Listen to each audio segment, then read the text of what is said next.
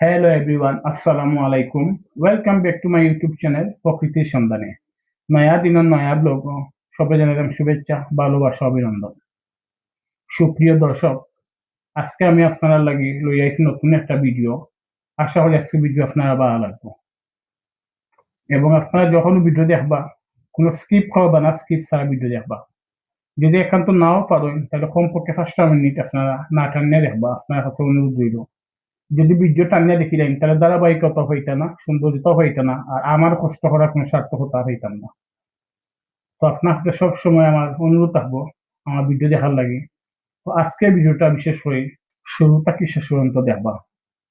আজকে আমি আইছি নতুন একটা জায়গা, আমার লাগে নতুন, তবে অনেকে জানো এটা অনেক ভাইরাল জায়গা। আমি অত সময় স্বল্পতার কারণে আপনারা মাঝে ভিডিও তুলে উঠতাম পারছি না বা আমি আইতাম পারছি না। তবে যারা আমার লাখান সময় স্বল্পতার কারণে জায়গাটা আইতে পারছেন না বা অনেকে জানোই না এই জায়গা সম্বন্ধে, আজকে ভিডিও বিশেষ করে তার লাগে। আজকে আমি আইছি যে প্লেসও, এই প্লেসটার নাম হইল রূপালী রিসোর্ট। এটা পড়ছে আমরা সিলেট উসমানী আন্তর্জাতিক বিমানবন্দর এলাকা।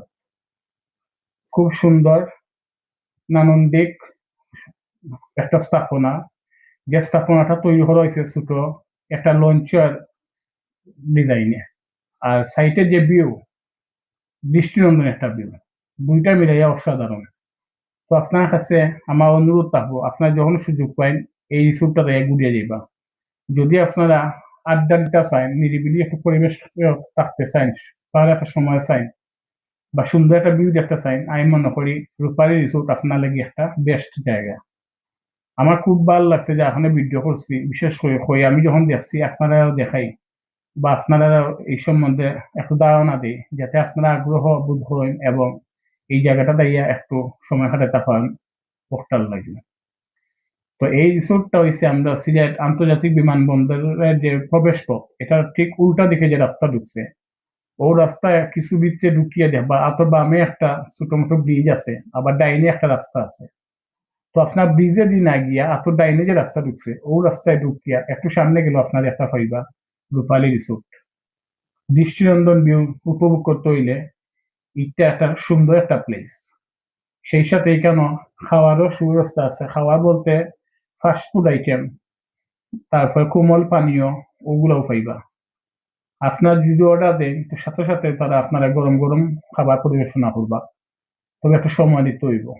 আর যদি আমি মূল্যের কথা হই, তেমন একটা আকাশ চূড়া মূল্য নাই, হাতের নাগালেও এই মূল্যটুকু আছে।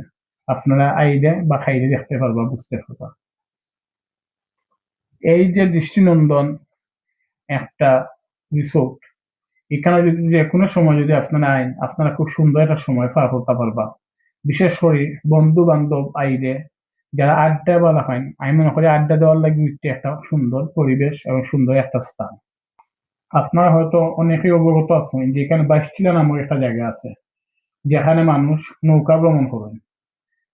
তো আমার মনে হয় যদি বর্ষা সিজন, যখন পানি খুব বেশি হয়, আর এই বাইশটিলা তাইয়া যখন আমরা চতুর্দিকে নৌকা দিয়ে ভ্রমণ করি, তখন যদি আমরা চোখের মধ্যে এই রূপালী রিসোর্টের যে ডিজাইনটা, যে কইছিলাম লঞ্চল লাখান, এটা যদি আপনার নৌকা থাকি দূর থাকি যখন, তাহলে আপনারা মনে করবা যে পানির মাঝে ভাসমান একটা লঞ্চ আছে এখানে। আমার খুব ভালো লাগছে, আমি আগেও একবার দেখছিলাম, আর আজকে আমি যখন আইসি 22টা তো আগে গেছি, আজকে যে রিসোর্ট আইসি, আমার ভাগ্য খারাপ, কারণ যে আওয়ারটা আছে আওয়ার সাইডে পানিগুলা কম, যার কারণে তেমন একটা সুন্দর লাগেন না। তবে আমি নিশ্চিত যে যদি বৃষ্টির সময় যখন খুব বেশি পানি থাকে, তখন যদি আপনারা এখানে আইন, তাহলে আপনারা খুব সুন্দর জায়গা উপভোগ করতে পারবা।